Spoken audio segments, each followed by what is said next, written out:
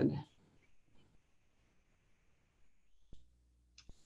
right, this is the forestry session number 11 of the GIS conference 2021. And we are getting ready for several talks on forest monitoring and forest management. And let's see, oh, and it looks like we already have participants rolling in. That's excellent.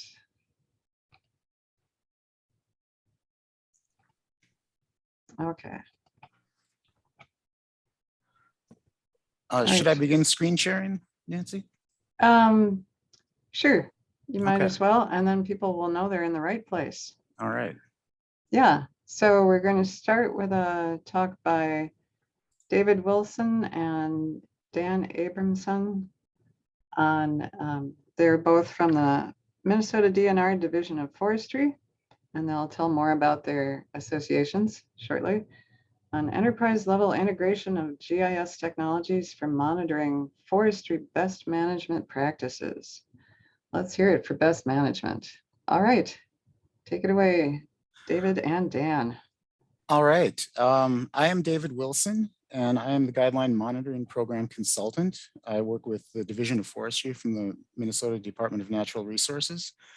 And Dan Abramson is our Guideline Monitoring Forester. He deals with some of the more on the ground and practical aspects of the program. I manage pretty much all aspects of the program. I'd like to give a special thanks to Ben Jacobson and Lucas Spady from Minnesota DNR Resource Assessment. They've both been instrumental in our implementation of the enterprise GIS systems that we'll describe today. And I want to call out the guidelines themselves, the Forest Management Guidelines, Sustaining Minnesota's Forest Resources, Voluntary Site-Level Forest Management Guidelines, developed by the Minnesota Forest Resources Council.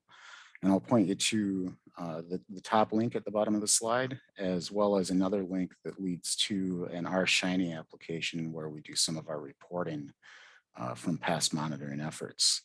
With that, I'm going to turn off my video monitor to stop distracting you from my face and show you all of the slide presentation. So as soon as I click on the application,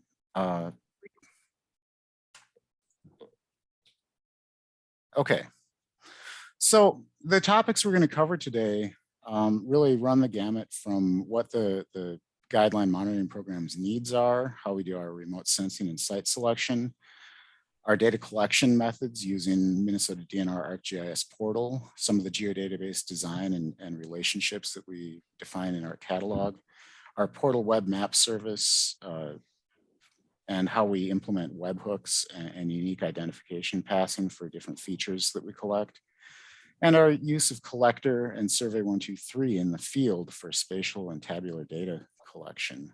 And then we'll get into a little bit of retrieving the data and putting it all together for reporting and analysis needs. And then hopefully there's some time for discussion at the end.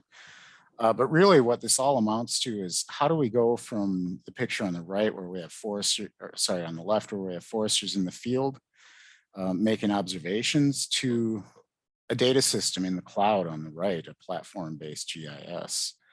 And as we go through our talks today, I'll try to make some of that more clear. So to get started, the Forest Management Guidelines really are the result of the Sustainable Forest Resources Act of 1995, or the SFRA, and that established the Minnesota Forest Resources Council and codified annual monitoring and reporting on compliance with the set of voluntary site-level forest management guidelines, or FMGs as we'll refer to them. The Minnesota Forest Resource Council developed and published the first version of these guidelines in 1999 and has provided occasional updates and additions in the years since. The guidelines are wide-ranging, but really they focus on forestry issues related to timber harvest. So things like how are the forest soils managed for compaction to avoid rutting, things like that. Biotic legacies like leaf trees and coarse woody debris for forest regeneration, wildlife habitat, and things like that. They address biomass utilization, road and skid trail management, and then a whole suite of water quality related issues that we look at through filter strip implementation, riparian management zone implementation, and then avoiding a host of wetland impacts. The annual monitoring of FMGs is done by the Minnesota DNR Division of Forestry, and we collect all the information, assemble it, do the analysis, and create reports that are published then by the Minnesota Forest Resource Council. And there have been a number of those published since 2000. One of the issues we've been dealing with is the comparison of compliance and more detailed site level results over time and across landscapes has been difficult. Some of this results from complex data collection and reporting needs. We have over 20 feature classes with a lot of them being related to each other. There are some pretty complex combined spatial and survey-based data collection needs as well. And all of this is sort of hampered by past in the field computing limitations, and then the complex post-collection data management that was required of the data that was coming out of proprietary ArcGIS add-in developed by an outside vendor. We called this the Guideline Monitoring application. It was kind of a black box, and every time we needed a change, we had to go back to the vendor, ask them for an update, and it was slow and cumbersome and not as flexible as we really needed for the Guideline Monitoring Program and our monitoring efforts. And additionally, that system required some extensive Python structured query language and Visual Basic for application scripting after the fact to put all the different pieces together in a consumable fashion for analysis. Some of the other issues that we've been dealing with are changing survey designs, data collection and reporting methods, and then shifting program focus and funding. Most recently, we've been funded through the Clean Water Land and Legacy Fund through the Minnesota legislature. And as such, we focus on a lot of clean water related issues, watershed related issues. And so we've encountered some changing questions and potential responses in the questionnaire as we refine our methods over time. I'm going to hand this over to Dan for a moment to talk about our monitoring cycle, and then we'll get into each of these steps and some of the issues that we've dealt with. Go ahead, Dan. Okay, we have a 6-year monitoring cycle where the first 5 years are mostly data collection, and the 6th year is a 5-year report that's synthesized through all our collection and analysis data. We also have interim reports on the even numbered years, and each of those reports begins with how we do it. We go through a forest canopy change detection scheme that identifies canopy change. For the harvest sites, we ID and select a group of those randomly. We go through we have a landowner contact where we verify the age of the harvest and if there was a harvest and if they would like to participate in our program. We then go on to do the on-site monitoring and all the data that we collect. We compile all that data and go through our database management system to make sure everything is hooked together. We analyze the results of that year's season, and then we report to individual landowners and the MFRC council to show the state of the state as to what we're seeing in forest harvest and how we can improve later. And I'll hand it back to David. Thank you, Dan. I'll move on to the next slide here. We do pretty much all of our forest canopy change detection using Google Earth Engine these days because of the direct access to Landsat imagery that platform provides. We can also do a variety of processes based on Landtrender and some work that Jody Vogler put together. She's out of the Colorado State University. Forestry Department. And what we do here is we get a multi-year stack of images. So season averaged images of the Landsat photographs of the Earth's surface. We compare across time. So what has changed in terms of the spectral reflectance for individual cells of those images? And by looking at those changes for forested portions of the landscape, we can see where the forest canopy has changed. The image on the lower right gives kind of a close-up of a section of northeastern Minnesota, where we can see some changes to the canopy that have different dates associated with them, different times of canopy change. Another aspect of this is that we need to know what the agent of change was, and there's a process rooted in random forest and implemented through R that provides some imputation of what the most likely agent of change would have been. That process isn't perfect, so we still have to do some sifting through the results to find our population of timber harvests to sample from. But this gets us most of the way there. I'm going to hand this back over to Dan to talk about what we do after we identify those sites. Our goal is to monitor sites that have been harvested within the past 2 years. With the date of the change, it can be a little fuzzy. And if it's been more than 2 years since the harvest, it's hard to see the ground and the features associated with it with the rapid regrowth.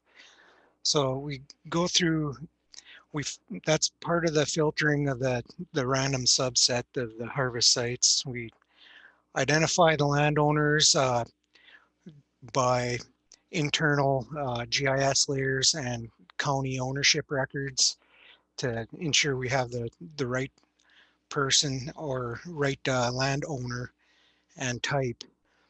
We requested permission to monitor their harvest site, and we send them a pre-site questionnaire where pretty much everything that they had put into planning for their site is recorded down, whether it's threatened and endangered species, cultural resources, who the logger or consulting forester that worked with them was, and did they use the voluntary management guidelines. We had 92 sites this summer that we worked on, 89 last year. And on the last cycle from 2014 to 2018, we had 434 sites that were monitored, 271 of them being public and 163 of them being private. And I'll hand her back to David. Thank you, Dan. So once we get that set of sites selected and the pre-site questionnaire is completed, we actually go out on site and do some of that monitoring with foresters in the field that you saw in the agenda slide.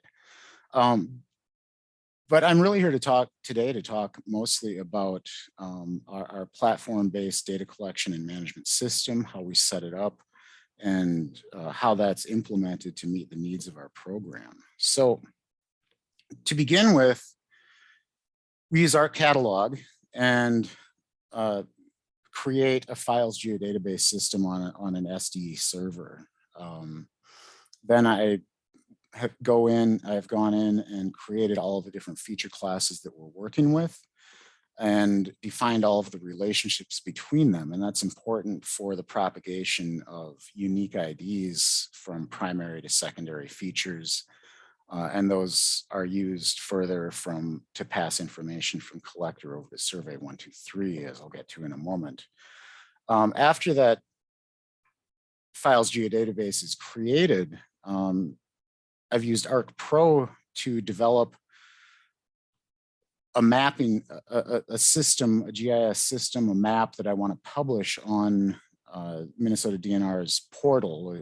It's a version of ArcGIS Online for enterprise use that serves up these web map services and feature services. And so what we're actually updating then is those feature services from the field applications. One important step in getting that to work properly is using the ArcGIS Online Assistant to point those portal-based feature services to the SDE database. And in that way, when they're updated, the SDE database is updated, and then it's mirrored, so it's all backed up in real time. And so we aren't worried about data loss in that sense. Once that whole system is set up and everything's pointed to the right place, we use Collector in the field to create the different spatial features that we're interested in, and Survey123 to collect all the tabular and survey information that we need to understand to really see what's going on with the forest resource and implementation of the Forest Management Guidelines. After the fact, and in fact, during the process too, we've used a number of Python tools to assist with this, but after the fact, we used some Python, PostgreSQL, and R to manage the data system, to script the post-processing and the different analyses that we need to do. And I'll get into some of that as we go forward. First, I need to talk about that geodatabase design. That was really the first step in the process. And we used ArcCatalog, as I mentioned, to define all the relationships between primary and secondary features. But once those feature classes have been created, there are some important steps that we have to take to enable their use with SDE and to propagate those global IDs. So first we have to add global IDs to the feature classes. We have to enable archive on each of the feature classes, and then create attachments for image collection associated with the features. If we want to take a picture of something in the field, for example, rutting on a water quality segment or something like that. Some erosion that we've seen, or a leaf tree clump. We want to be able to do that. We also enable editor tracking, because that gives us the ability to see who's been doing the updates, when they've happened. And sometimes we can figure out in the QAQC process what might be going wrong in data collection through that information. I've also added a GUID, a GUI, Global Unique ID, to the attribute table for each of the feature classes.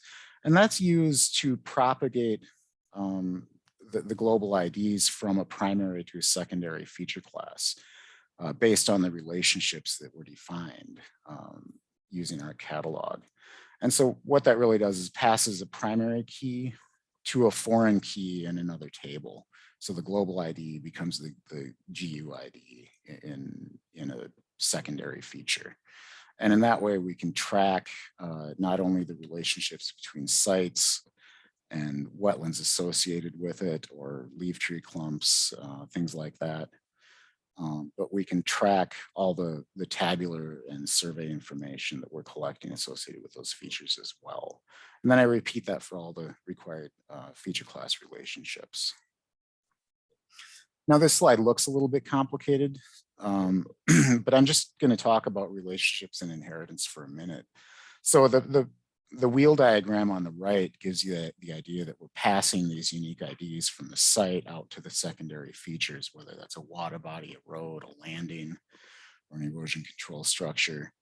And then there are even tertiary features. And so the relationships are set up to allow the creation of the next level in the hierarchy. From the site, we can create a water body, a road, a landing, et cetera.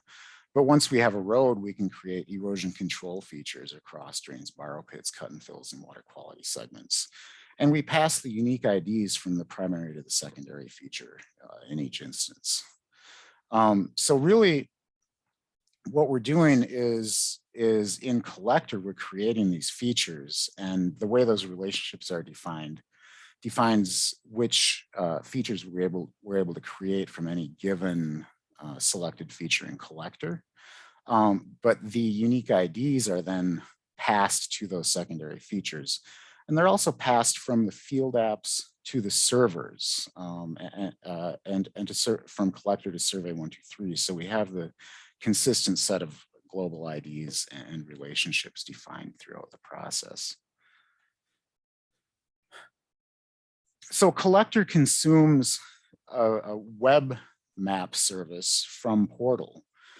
And this again is pointed back to the SDE database. And so all the features present in the SDE database are there every time Collector is synced with the database. It both uploads any edits that have been done on Collector and gets the newest information from the server. But the way we're propagating unique IDs between Collector and Survey123 is based on these pop-ups that you can create based on a feature service in this web map service on Portal. And so basically you right click on the feature class on the left-hand side in the table of contents, and up comes this custom attribute display. And we've put some text in here to define a web link, and then using this little link icon, we can define a URL associated with that text. And in that, there's this little bit of text at the beginning you can probably barely see on your screens. It says ArcGIS-Survey123 with a colon, a couple of backslashes, and item ID.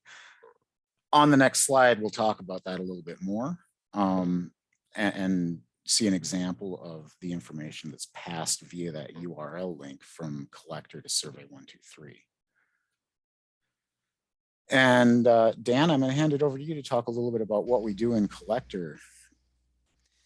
Okay, as you see on this harvest site here outlined in red, the big blue part there, that's a part of the lake that had been inserted as a feature. And for every open water body we have, there's a riparian management zone so associated next to that. So the highlighted portion there, that's the riparian management zone that was inserted as a feature. And when you click on that feature, you have the pop-up circled in red there, the open riparian management zone. That links the feature itself to the Survey123 survey, and as you can see from the webhook example down on the bottom, it has the item number, which is this for when it gets into the GUID underscore RMZ, that is linking it up right to that RMZ so that everything is associated correctly between the feature and the survey in the database. Yeah, Dan, one limitation I've found in this process is I seem to only be able to pass two IDs through this webhook scheme. I can pass the global ID from the primary feature and then a GUID from a secondary feature. I'd love to be able to pass a tertiary feature, and maybe that's possible, but I haven't been able to succeed in doing that. But nonetheless, this system allows us the connections we need to track everything through to the end and for analysis and reporting. I'm going to have Dan talk about Survey123 a little bit and some of the implementations he's experienced in the field using Survey123 for various forestry related applications. So this is an example of a sample plot survey that we have. We take several of these, at least 5 per site on clear cuts. You can see on that top circle line there that the RA ID for the site itself has been passed through. And in the next little section there, we have a repeat where it can be changed up. On ours, we just have species and number of trees within the half-acre plot, but it can be changed up to other common inventory categories, species, DBH, tree count. And on the bottom, you see other unique sample plot data, the amount of snags or coarse woody debris logs on different size plots. I've used this with the plot-based inventory, PBI LiDAR inventory, where the setup is such that you can actually change it very quickly if you have any implementation errors, where it can be changed in the office, a new survey uploaded, and it's just downloading the new survey to your mobile device, and you have the new and improved survey right away. Yeah, there are a lot of real efficiencies and flexibilities associated with Survey123 that have been really helpful to the Guideline Monitoring Program and other forestry-related applications. You know, things like defining relevance of certain questions can help to shorten complex surveys. We can have repeats for multiple observations of similar features, and do some calculated values within the development process for Survey123. I'd love to go on and on about this, but we're running short on time and I've got a few more slides to cover. So in regards to retrieving data and putting it all together, the little map on the right shows about 700 sites that have been monitored since 2004 in Minnesota. And each of the balloons represents a site. We can get the full report for a site just by clicking on that balloon and then selecting from this little hamburger menu. We can select related data because I've defined some relationships there that use those globally unique IDs that have been passed to say, give me everything for that site or everything for that feature. And in that way, we can just move through our system and see not only the data, but we can look at the features themselves. We can look at the sites and see the different sample plots, the landings, the leaf trees, leaf tree clumps, and wetlands associated with the site. So we have access to both those spatial and tabular data in real time after everything's been processed at the end of the day. This example is on a particular site, and we're just going to look at a particular sample plot and see what was found there. So we can see that on this sample plot, there were 2 northern white cedar and 6 white pines counted. 2 of those were codominant trees, and 2 of them had evidence of decay. And so using that kind of information, we can get a sense of what the biotic legacy is on this site, what the next forest is going to look like, what the seed source is going to be. I'm going to move on quickly here. We can also do analyses at the watershed scale by using spatial selection techniques to select all the sample plots within a watershed, for example.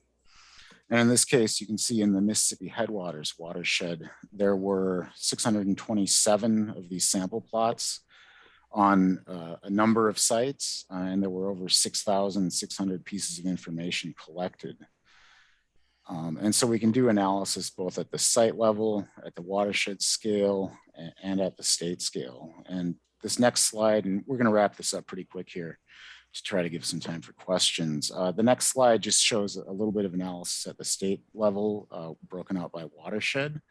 We can look at things like riparian management zone descriptive statistics, which is what's on that table on the right there. But we have a host of other scripted analyses, things looking at analyses looking at water bodies, crossings of wetlands, approaches, sediments, just the full suite of features and kinds of information that we collect.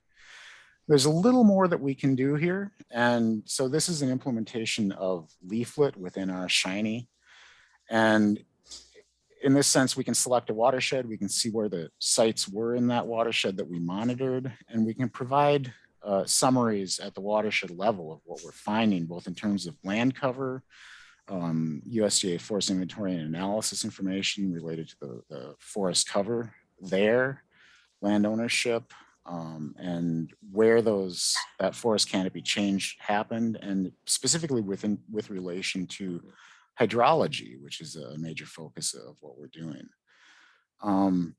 We can do those state level analyses as well. I'm gonna gloss over this a little bit in the interest of time, but we can see in the lower right-hand corner that over time we're reducing the risk of not implementing forestry best management practices. So things are getting a little bit better. So continuous improvement is the idea here. And there is a publication that you can access for the 2014 through 2018 monitoring results at that link at the bottom of the page. And with that, I want to open the floor to discussion and questions. All right, thanks, guys. I love that art shiny stuff. That was amazing. Are there any questions? Do you want to type something in the Q&A? And then meanwhile, Luke, if you want to get ready for your next talk.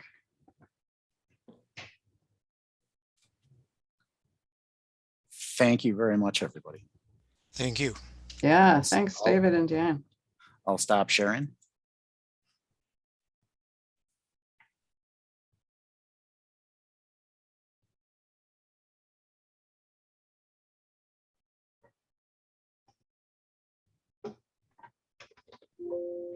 Yeah, thanks, guys. That was great. Thanks all for being in this section. Thanks, David and Dan, for a great segue into my presentation, which is how we can use high-resolution digital imagery to sort of do some of the things that David and Dan were talking about, assess the forest management guidelines and how they're being implemented across timber harvest and for forest management. And so you got the deep dive in the Guideline Monitoring Program, but at the highest level, the program is there to monitor how forest management guidelines are being implemented. They mentioned they evaluate between 100 and 120 harvest sites per year. They mentioned a 6-year rotation, total of a 6-year rotation cycle, with 5 of those years being actual field measurements. And so they're dividing it up by watershed so that when they do the evaluations, they can draw conclusions at their watershed scale as opposed to across watershed boundaries, which I think was a great decision on the program's part. And the whole purpose of guideline monitoring is this idea of continuous improvement. How are these forest management guidelines working? Where are they falling short? What do we need to implement different or new forest management guidelines? Can we do away with some of the existing forest management guidelines? And it's a great goal to strive for. And they evaluate quite a few of these forest management guidelines on each site. You saw a glimpse of it there in the last presentation, but there are quite a few different surveys in their survey that they put together. Feel free to chime in, David, but I believe there's on the order of 15 different Survey 123s that mainly contractors are doing at each site.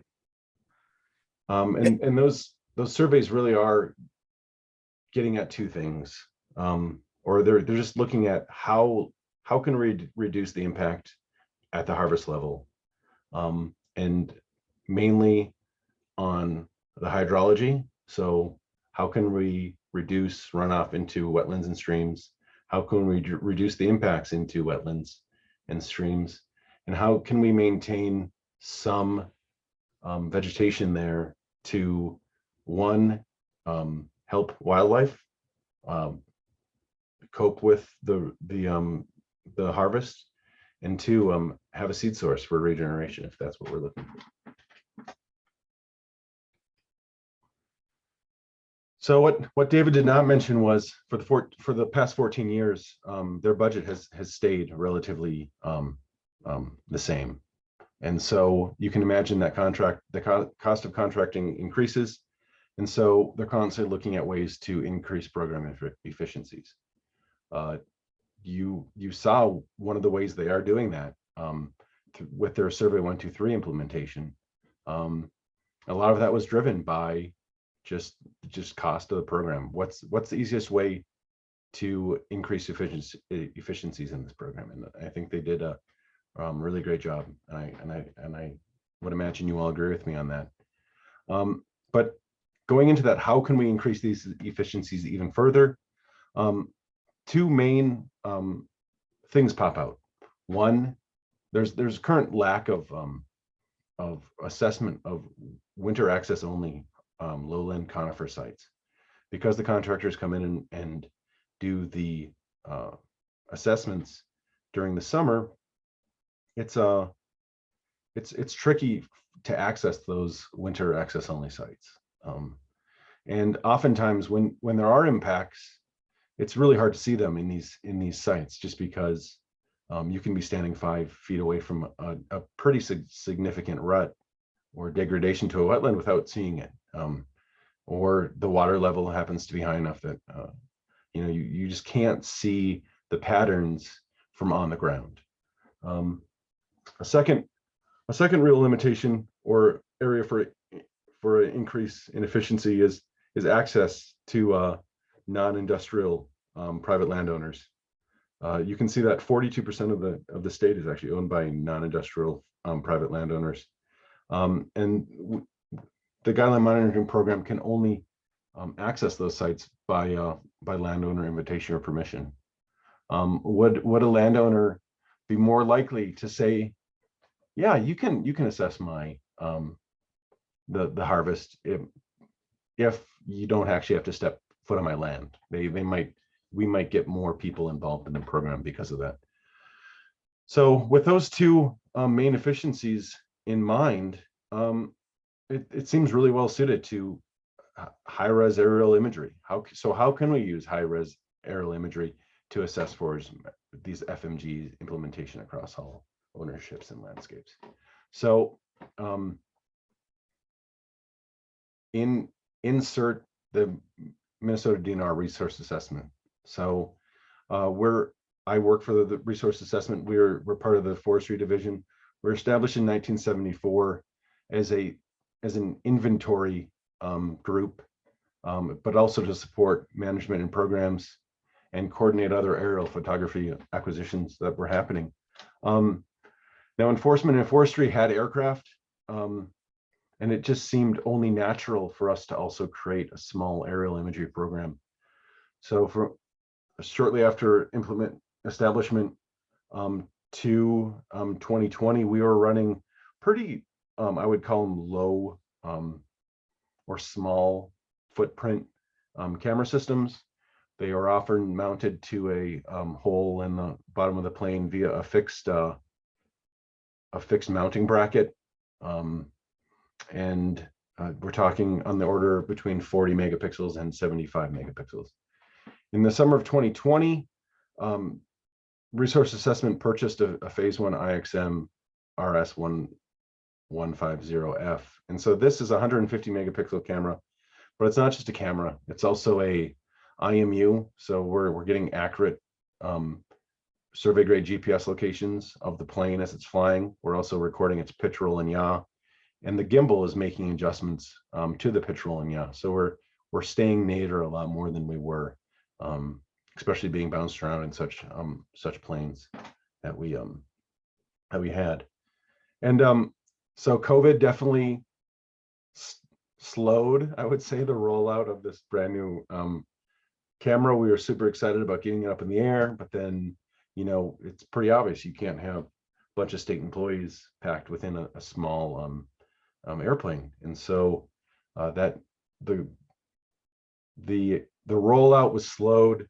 Last spring, we did get permission to implement, and since then we've really been investigating different ways that we can optimize this system or use this system to optimize other programs, I guess would be a better way to say it. And so in the spring of 2021, we decided to look at optimization for the Guideline Monitoring Program. And so we did 4 flights over a study site, a recently harvested study site, and basically flew it 4 different times at different height above ground. So first time it produced a 22 centimeter resolution image. You can sort of see what's going on in that particular area. The shadow kind of looks like a water body almost. You can sort of see 2 lines. Then flew a little bit lower to get 10 centimeter resolution.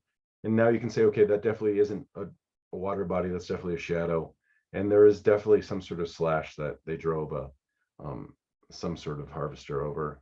5 centimeter, it's a pretty clear image, right? We can definitely see all aspects of what's going on.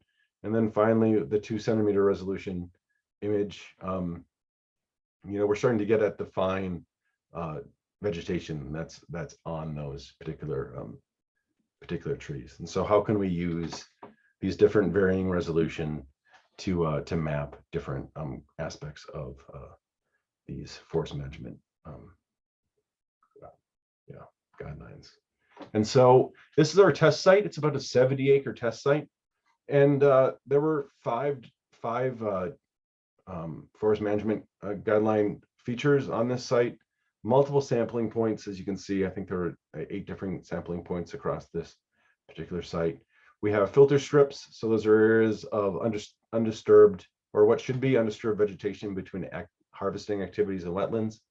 You can definitely see those leaf tree clumps.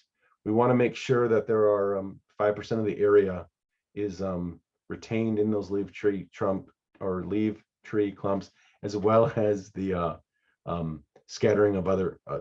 So the RMZ, so riparian management zones, also contribute to that 5%.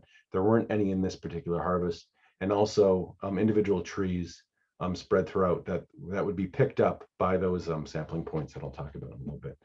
But so we want 5% vegetated to remain on site after harvest.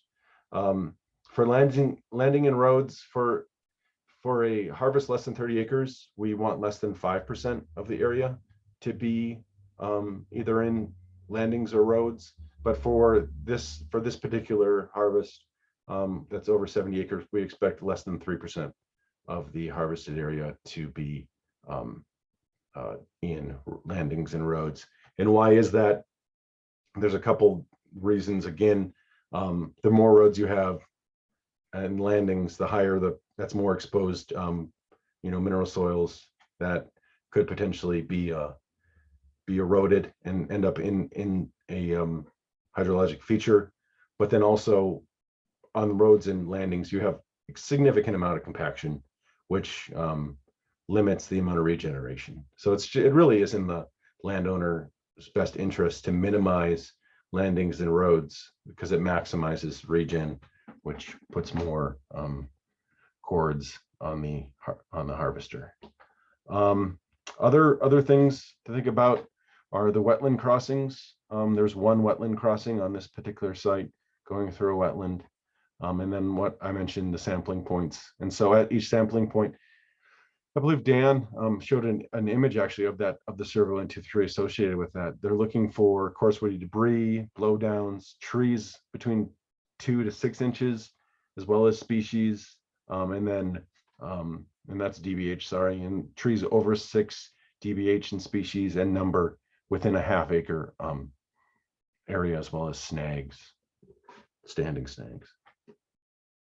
And so I'll just go through each one of these and just show you the conclusions that were drawn from each one. Using the 2 centimeter imagery, it was very clear where the landing and roads were present, and mainly that's from slash. So if you remove that slash, it may be, you'd still have exposed mineral soil, but at the same time, if we are 2 years later, it may be difficult to determine what was considered landing. I think road would remain pretty easily, and also we're not missing a single square decimeter of this ground. With 2 centimeter resolution, we can really map the extent probably more efficiently than you would in the field, for sure. If the slash was removed, you would probably bet you would need 3-dimensional data to sort of see the leveled off ground that the logger used to establish that landing. Generally, they build up the landing site and they can into a flat area, and I think 3-dimensional data would definitely help delineate that boundary more clearly than imagery. But imagery does a very good job, in my opinion. So leaf tree clumps, again, I think it's with this level of imagery, we can count individual trees. We can differentiate between tree species of canopy trees. We're not going to see trees in subcanopy just because we just don't, we can't see through other trees when it comes to aerial imagery. And this extent is easily digitized. So we can get a tree count and an area, and that would definitely be easy to move towards. You know, have they reserved 5% of the harvested or of the site and leave tree clumps and other areas. Again, I think this would benefit from 3-dimensional data as well. I mean, anytime we can see those individual trees. When it comes to aerial imagery, we're always using shadows and we're using canopies to sort of differentiate between individual trees. Without those, with the 3-dimensional data, they would definitely stand out a lot more. Now, when it comes to crossing and filter strips, this is I think where the aerial imagery sort of falters. We need to have evidence of a wetland in order to definitively call it a wetland, and especially, I don't know about you, but I have a hard time differentiating species, grass species from 2-centimeter imagery. That being said, it is possible at times, especially when you have some sort of standing water associated with it, or a definitive sampling location, or definitive break in the wetland to upland interface. And unfortunately, we can't rely on the NWI layer for this. I mean, oftentimes we're talking about very small wetlands that would be quite obvious if you walk on the site. You would be walking down an elevation, and your ears would pick up, right? You would be like, all right, I'm expecting there to be a little bit of water gathering here. I'm expecting there to be a wetland. So you're using that site information to sort of garner that. That being said, I feel like if you know your wetlands are, I believe you are more likely to locate and assess multiple crossings in a particular wetland, just because with vegetation, and especially impacts when it comes to wetland, when the majority of them are below ground, it's hard, like I said, it's hard to see them, even if you're standing 5 feet away. And so if you know where your wetland is, I do believe that that high resolution aerial imagery would actually improve the assessment of those features. And finally, of these sampling points, it's a big part of the assessment. And as you can see, we do a relatively good job. You can see all the snags at this location very, very easily. We can see the standing trees up to our left. Can we distinguish between like a 6-inch tree and a 7-inch tree? No, we can't. So that's where the assessment would sort of fall apart from aerial imagery. We just can't. We can't measure DBH ocularly via a nadir look. We can very easily tell the difference between a snag and a live tree. We can probably more accurately determine the percentage of coarse woody debris on the site. All this has caveats, right? As long as there isn't any active regeneration. As soon as we have active regeneration, it could potentially be difficult.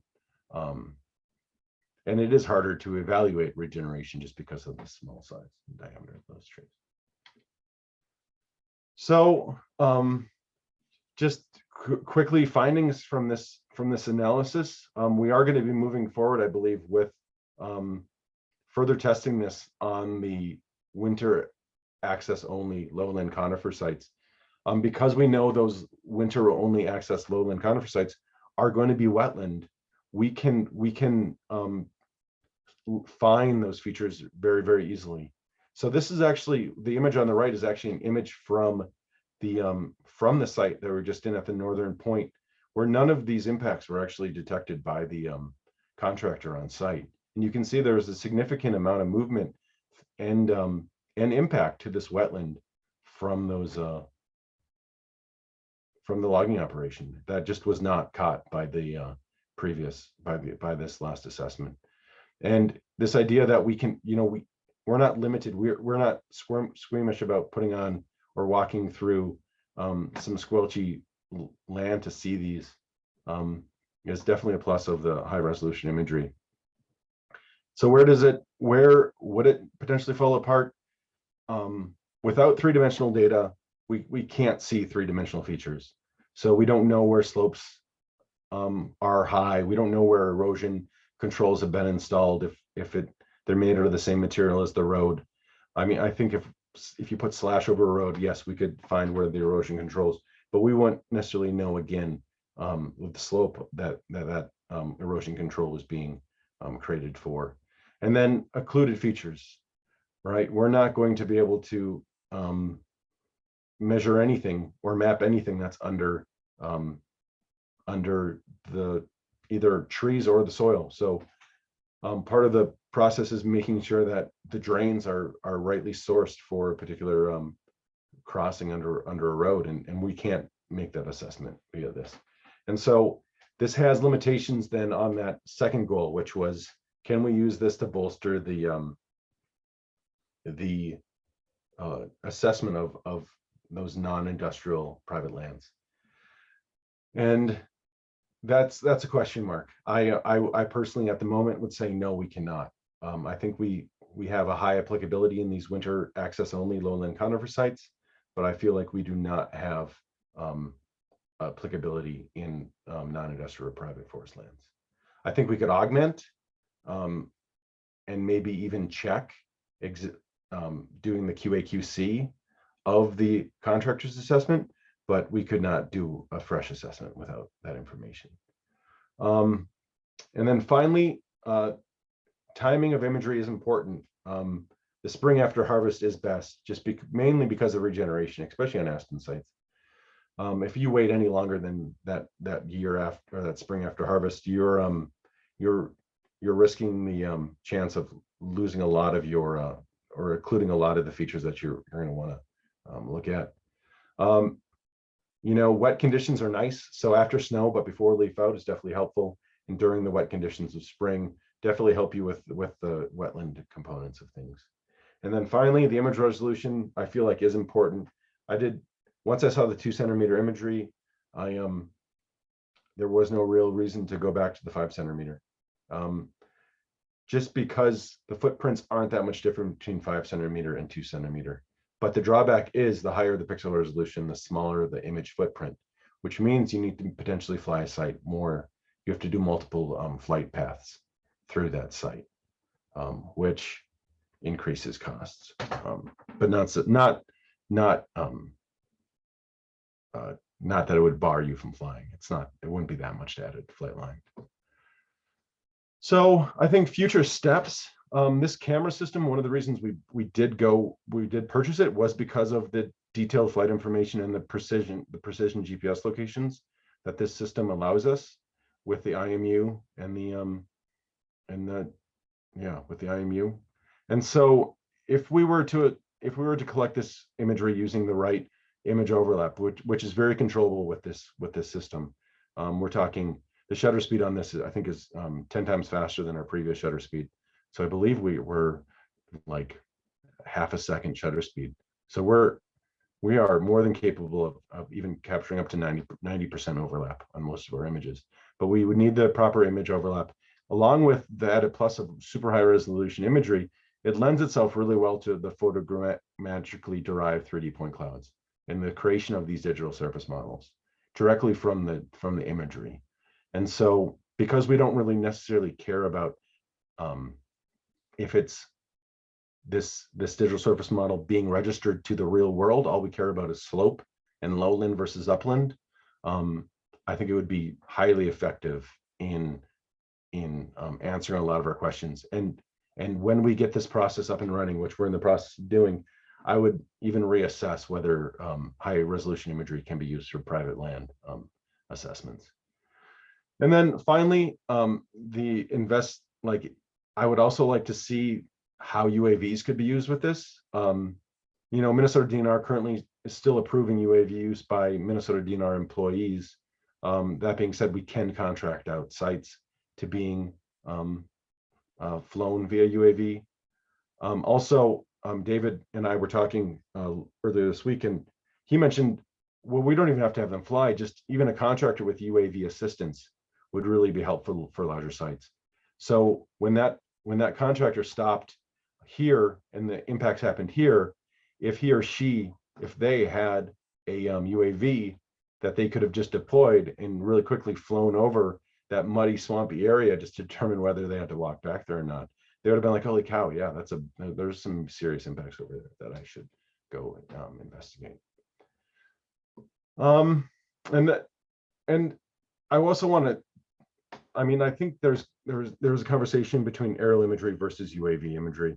And I do feel like for a systematic program like the Guideline Monitoring Program and doing these assessments, aerial imagery is always going to outperform UAV imagery just because of the platform and how long we can be in the air collecting this imagery. I mean, we can collect something close to like 30 or 40 sites in a day, even at the 2 centimeter resolution imagery using the aircraft. And when time is a factor, when time matters, especially for timing and conditions, you wouldn't be able to visit 30 to 40 sites using a UAV in a day. It just won't happen. So for one-offs, yes, they'd be great, but for the systematic program such as this, where we're visiting 100 to 120 sites in a year, I think aerial imagery still trumps UAV imagery. And just to give you an idea, I don't know if you noticed on the other slide, but you can actually see the marsh marigolds in this image, right? So you can see individual flowers even of those marsh marigolds, to give you an idea of the resolution of this 2 centimeter resolution of aerial imagery.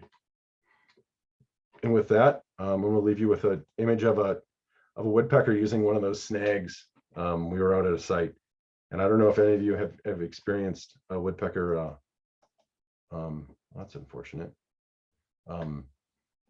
Chick in a cavity, but it did not stop the entire time we were there. I feel sorry for those parents. With that, I open it up to any questions. I'd just like to say, Luke, that that site that you did the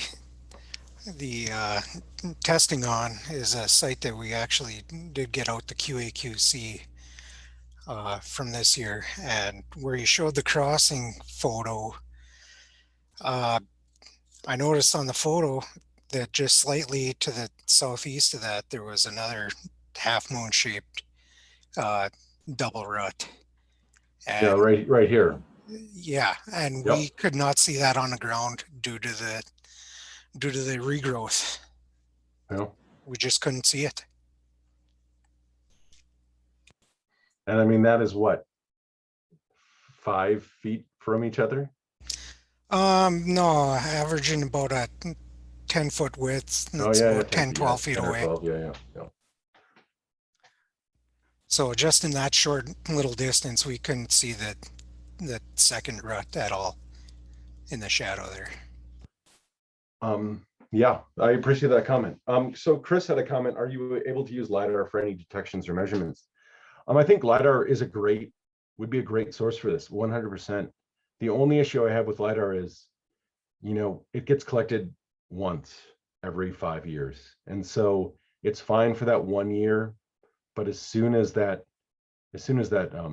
stops, then you're looking at a really expensive sensor to fly on these one-off sites.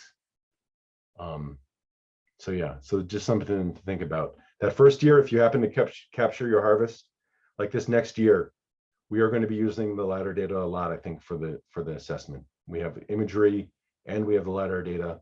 We have all of the rainy liver brock and the 5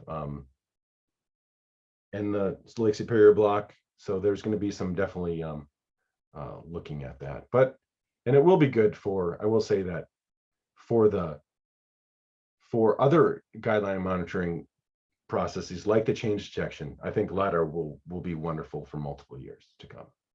Yeah. Anybody else have any questions? Luke, I just wanted to chime in and say thanks for doing this bit of research for us. And I think you came up with some answers that will be helpful to the Guideline Monitoring Program going forward in terms of how we do our QA and how we might be able to get some more information, especially on those lowland conifer sites that are winter access only. It's good to know what the limitations of the approach are and how we can and can't use it. So thanks. Yeah, great. Well, thank you so much. With that, I'm going to stop sharing because Greg, you're up in 1 minute.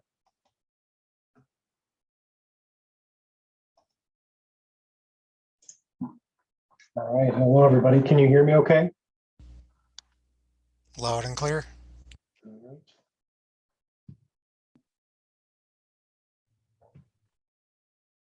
All right. So I was a bit of a late addition to this session. And when I was offered the chance to take an open slot, I thought a little bit about what I wanted to present. And I thought about presenting something that was already completed, but I decided instead to focus on something that's a project that's a bit more in the messy middle. I think everybody who does GIS work can sort of relate to that transition from something you're exploring to something you need to make a bit more ready for operations or production. So in particular, I'll be talking about a tool we're developing for monitoring landscape scale forest structure. So an overview, I'll talk about landscape analysis just a little bit. I'll talk about the Forest Spatial Integrity Index, or SII. Probably spend the majority of the time talking about models and tools, and specifically some processing considerations for calculating SII. I'll talk about experiences with 3 different environments: ArcGIS Pro, an open source environment, and a cloud environment. And then I'll close by showing some SII results for the state of Minnesota as a demonstration. So I have to begin by talking about a conceptual model for landscapes, and that's the patch corridor matrix model, sometimes called the patch mosaic model. So in simple terms, landscapes are composed of these interacting elements. In terms of forestry, you can think of a patch of forest land surrounded by non-forest land. There's also corridors. Excuse me, Greg, are you sharing your screen? Hang on here. Sorry about this. I mean, we love to watch you talk, but it sounded like you were referring to something on the screen. How's that? Very good. Something Very went good. wrong. Thank you. Sorry about that. So I don't think I need to go back. I'll just continue on from where I was at. So talking about this conceptual model of the patch mosaics that make up a landscape. So some real world examples up here in the upper left, we probably call this all forest land, but in the right-hand side of the image, you see more dead trees or snags. The way raptors or birds of prey interact with that landscape will vary depending on what part of the forest they're in. Lower right, we have a mosaic of both corridors and forest patches. We've got a river, we've got a sandy beach, we have strips of trees, we have a road. And in the upper right, it's primarily all forest, but you can imagine if you zoom in that you'll start to see some openings. So this idea that the patch mosaic concept can kind of scale through any dimension. If we zoom way down to, here's a park where a rainstorm just happened, we've got a puddle, we've got grass, we've got the base of a tree. That patch mosaic concept still applies here. We've got different organisms interacting at different scales with different parts of those landscapes. So my very simpleton landscape ecology summary of this, we've got a patch of forest land here shown in green. Its edge is delineated with the dark orange color. If you go into that area and you build houses or you remove some timber, you end up with smaller patches. You end up with a higher proportion of edge to the area. there's a whole body of literature talking about the impacts of edge. In some cases, it's a good thing. We need smaller patches of openings for certain songbirds, for example. In a lot of cases, edges are related to negative things like introduction of invasive plants. There's correlations with tick-borne diseases, and there's reduced filtration and purification of water in watersheds when you have highly fragmented areas.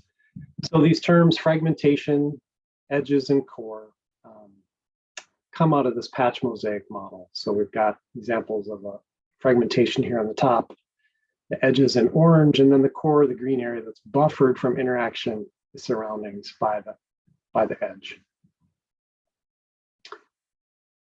So that's the concept. So how do we quantify that? How do we make use of that when we're talking about a landscape?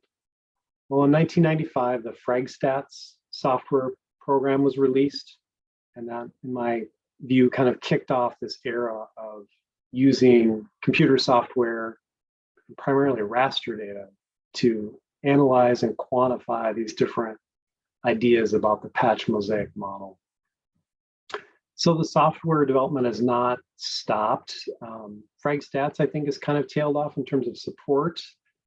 Here's another tool from the European Union Joint Research Center. They have this Guidos toolbox, and I've got some references there on the bottom as recent as 2017. They're keeping the software up to date, and they extended this patch mosaic concept and added categories like bridges and perforations and loops. So here's a paper from 2008 that talked about looking for parsimony in all of these landscape metrics, or the simplest solution. So they rounded up all the different metrics in the literature and analyzed them for redundancy, and tried to find which ones were different and how many it actually took to quantify these different aspects of the landscape covered by the patch mosaic model. So here's the opening line from their abstract. Ecologists can be overwhelmed by the number of metrics available to quantify landscape structure. So to that end, here's one that in my program that we're fond of, called the Forest Spatial Integrity Index. And this was used, I think, first by the United Nations Food and Agriculture Organization. So it's just a linear combination of some of these different concepts that I just talked about. So we've got patch size, forest density, and a connectivity index. And you can weight those with these factors X, Y, Z. Typically, people choose 0.25, 0.25, and 0.5 for those, but they certainly can be tweaked depending on your landscape of interest. So we kind of went into development mode and sketched out a workflow using Model Builder to calculate this. This is purposely blurry. It's just to give you a sense of the number of steps involved in getting to that index using out-of-the-box spatial analyst commands. I think of note is also in the upper left here. You can see we tested this out with all sorts of different data sets, and we would disconnect them and connect them back to the model. And we didn't take the time to build a user interface. But we reached this tipping point where there's all these different settings within each of the model tools that we wanted to tweak to check the impact on the final result. We wanted to be able to try it with different data sets, and we wanted to be able to share. In addition, we've been reporting these on a state-by-state basis for our area of responsibility, which is this northern FIA region, Northern Forest Inventory and Analysis. Our headquarters is in St. Paul. But when you chop these up and then you try to stitch them together to compare across the region, you create artificial edges at state boundaries. So we wanted to be able to scale up to run for the entire region in one fell swoop. So this is what I'm talking about with the messy middle. We're kind of in this tipping point where we said, well, do we need a tool? And what is a tool anyway? So I think my vocabulary in this regard is probably informed by my experience using Esri products, right? They talk about model builder models, model builder tools, Python tools. Really, I think there's two things that we're looking for. One is to streamline the workflow so that the user can make use of that workflow without having to worry about the details of what's going on in the background. And then maybe an interface to make it easy for people to interact with. So you could say the same thing about a function, the GIS. Someone who uses GIS scripting, you could roll these things up into a function with a couple easy parameters to call. But I'll take a step back, vocabulary side, and just talk about our business case or our needs. So one, we wanted to be able to reuse the code or the models to investigate the impact of all these different parameters that I talked about. That's things like the scale of analysis.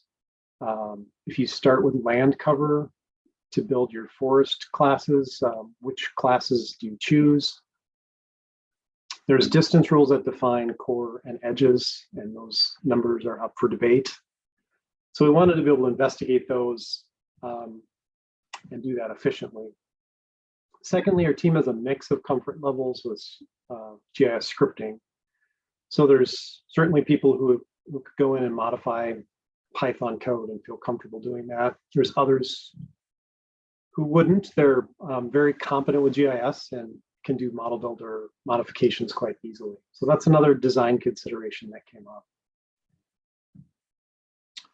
Third, the workflow needs to handle a large amount of raster data efficiently. So I mentioned scaling up to this region of 24 states. Eventually, we want to do that for all the conterminous United States. And we have to do that within our agency IT constraints. So we don't have complete freedom to use any software we want. We're constrained by what has been granted technical approval. So that's kind of instantly slims down your choices for building this out as a software tool. And last, we may need to share with external collaborators who may not have a license to spatial analyst. So software licensing could be an issue, and we might want to consider open source for that reason. So I'll spend a fair bit of time talking about this idea of processing the raster data efficiently. So I'm going to be talking about some time trials I did for this workflow. This is the machine I was using. For us, a fairly high performance machine, HP Z640 with a decent amount of memory. We were using SATA drives instead of solid state drives, so it's a little bit slower in that regard. And we had 8 cores available. So here's a graph with the processes in the model builder model laid out as they execute from left to right. The time is on the y-axis. So you can see most of these processes bounced around between 2 and 4 minutes, with a couple notable exceptions. Region group in both cases. One was about 9 minutes, the other was over 13 minutes. So when we're talking about efficiency, that looked like a good place to start to try to bring down the time of those parts of the model.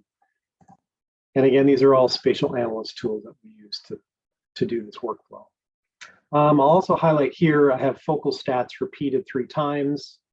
Going back to my original discussion about the patch mosaic model, you can apply this at different scales depending on what you're interested in. You might be interested in crickets, you might be interested in black bears, you might be interested in water, things that interact with the landscape at different scales. Regardless of what we chose for the focal analysis, there really wasn't a lot of difference in the amount of time that it took. Okay, so just so we're all on the same page, region group, the thing that took the most time, that's this idea of taking a class of interest. So in the upper left, we've got our green forest patches. We want to somehow group all the contiguous forest pixels together so that they're a unified zone, group, clump, whatever you want to call it. So on the lower right, we've got a unique ID assigned to each of those contiguous forest patches. This process is given different names depending on the software you work in. Clump is used in Erdas Imagine. in our raster package. Connected neighbors, something used, a term used in Google Earth Engine. So looking at region group using Model Builder and then also running Python with ArcPy outside of ArcGIS. When we write the file outputs, as we did by default in our Model Builder model, I said that was 9 minutes. In Python, it was slower, 13 minutes. I was surprised by that. I thought it would be faster. But here was our biggest gain in speed as we made use of the memory workspace. So all those intermediate steps in the Model Builder, we don't necessarily need those intermediate outputs. Sometimes we do like to have those to investigate, but if we don't have to have them, we can get this process down from 9 minutes to something like 1 minute. And on the Python side, it was 13 down to about the same 1 minute. So this memory workspace was really promising for getting the time down to a place where we could run this on a desktop machine for a state. This is for the state of Minnesota. We can do that much more quickly and then do some testing and do a number of iterations in one business day. Our open source option, I was using the R raster package, which I work in a fair bit. The clump function is taking 27 minutes, so significantly slower. This is a known issue with the speed with that package. There's another package called Rterra, has a patches function that does the same thing.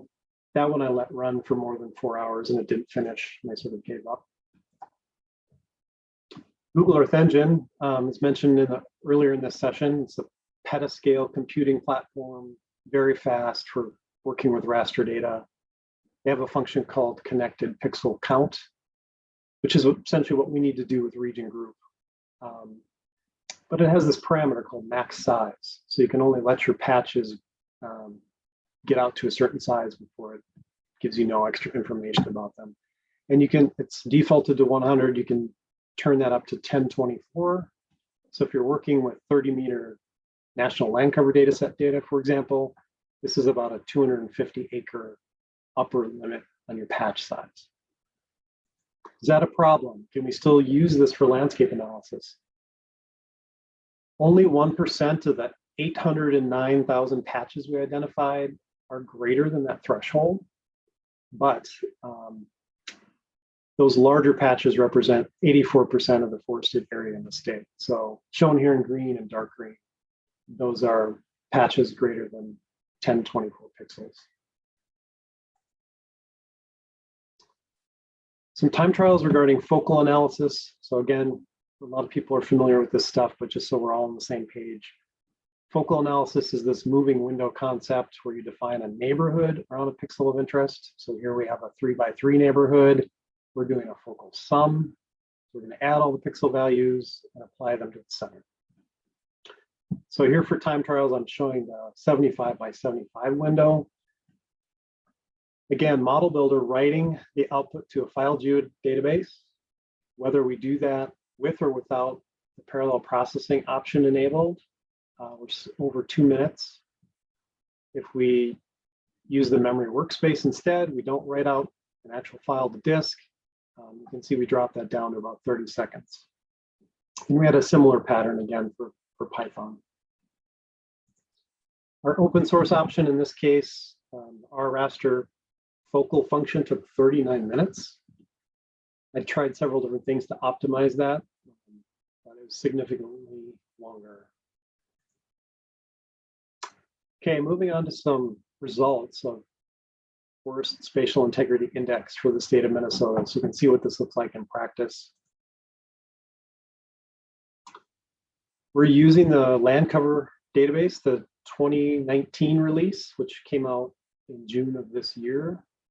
They went back and reprocessed to the year 2000, and we're going to be using 2001 and 2019 for comparisons of SII in this case. So here they are side by side. If you squint real hard, you might see some differences, but for the most part, there are very few. We'll zoom in on a few areas. Here in the Arrowhead, you can see the impact of some fires. Ham Lake, Cavity Lake, Pagami Creek. we actually went from having spatially intact forest in those areas to having non-forest, here represented by the gray. The darker blues are the highest spatial integrity, and the lighter blues are lower. These are gray, they're non-forest.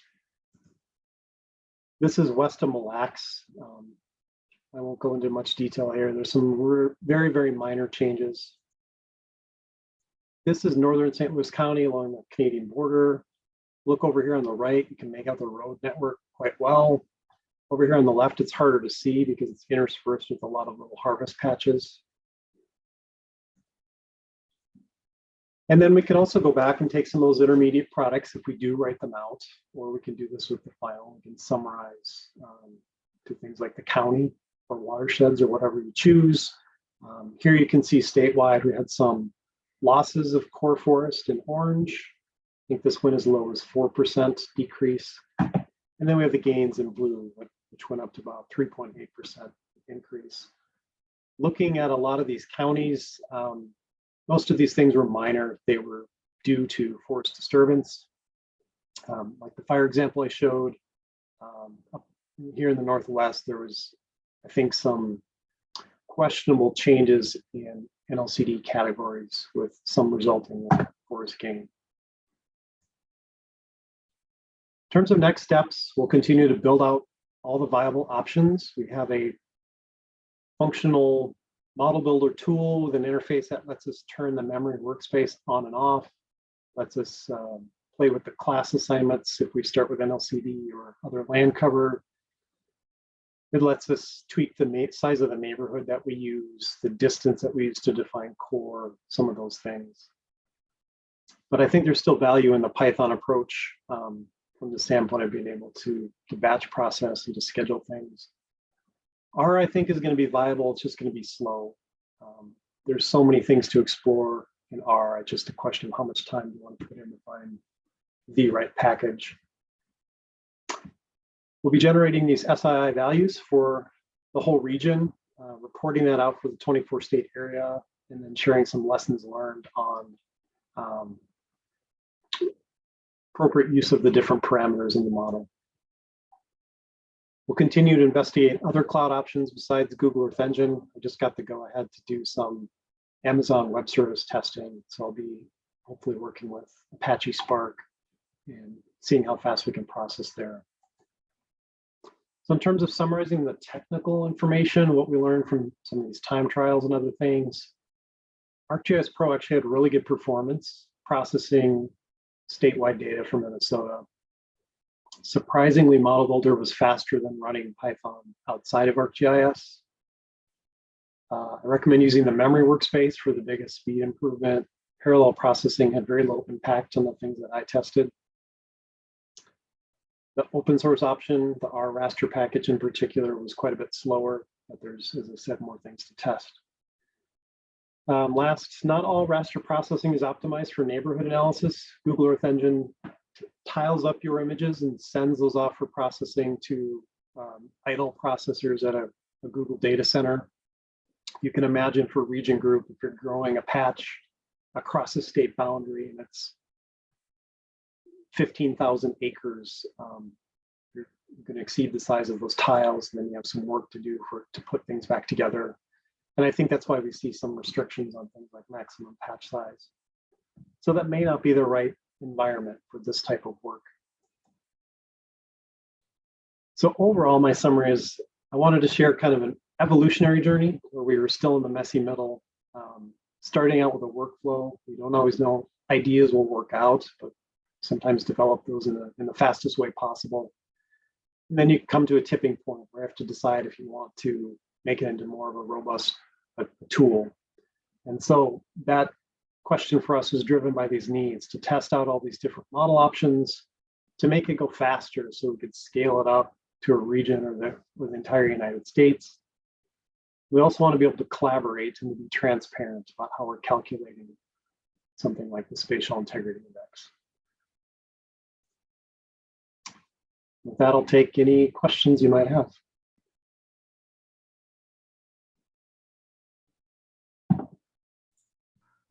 Yeah, Greg, this is David Wilson. I was curious about some of the things you might have tried in R. Specifically with the raster package, it provides some options for setting the chunk size that's being processed, the maximum memory used, and whether or not it's working directly from the disk or trying to keep the whole raster in memory. And there can be some efficiencies found with the interplay between those components of the computing system, especially with parallel processing involved. Curious as to what you might have explored there. Yeah, I have experimented a little bit with the chunk size and some of the memory settings. I might reach out to you if you've got some advice on best things to try there. There's a lot to tackle. There is, absolutely. There are a million different options, like you said. Yeah. Yeah, great. Thanks for that comment, and I'll follow up with you. All right.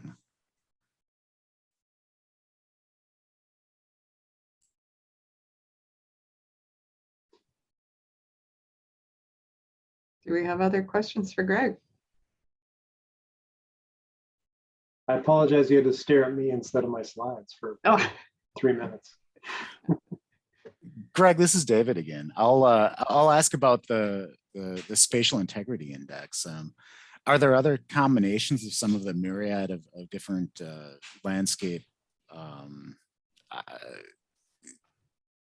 classifiers out there that you've used that you might recommend? I know you're fond of the SII, and it seems useful combining patch size and connectivity and there was something else. Now I don't have the formula in front of me, but can you expand any on those other things that are involved there? I think I would point you back to the 2008 article I referenced. Mm-hmm. They did a nice job of sort of rounding up all these different metrics and doing things like principal components analysis on them to see, are these things actually different? Are they describing some different aspect of forest landscape structure? And I think they had some useful lessons in there that they can probably articulate better than I can. My collaborator on this presentation, Rachel, is actually kind of more of a landscape ecologist and geographer, and she could probably speak better to that question than I could. Great. Yeah. I mean, there are so many choices out there as to what you want to quantify with regards to how the forest is configured, its size. But just knowing that the spatial integrity index exists and seeing that formula on the screen, I think was enlightening to me. So thank you. Yeah, I think, you could probably cook up your own linear combinations of things that would still be useful. So thanks for that question. Cool.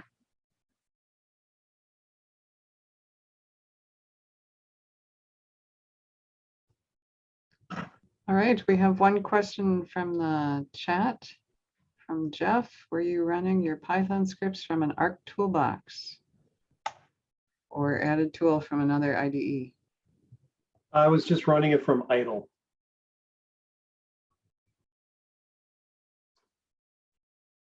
If Jeff, there's more to that, if there's something,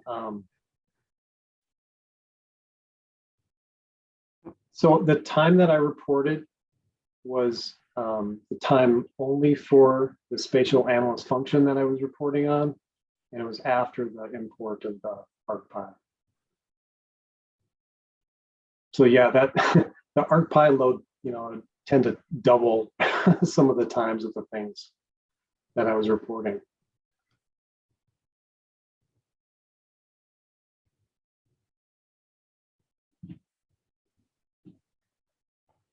All right. Good question. Thank you.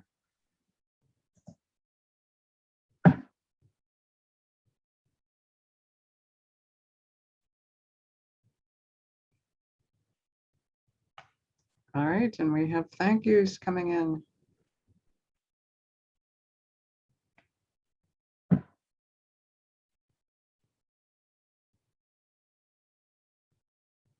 Is that last one a question, technical summary?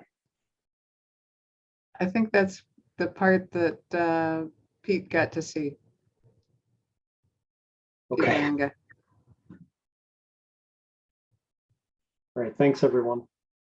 Yeah, well, big thanks to our speakers today. This was quite a nice deep dive into how we're trying to measure and analyze forests on a large scale. And we know that's certainly an important job these days. So thanks to David, to Dan, to Luke, and to Greg for sharing your work. And we appreciate you coming out here. And thanks everyone for joining us. We'll see Thank you you. all down the road.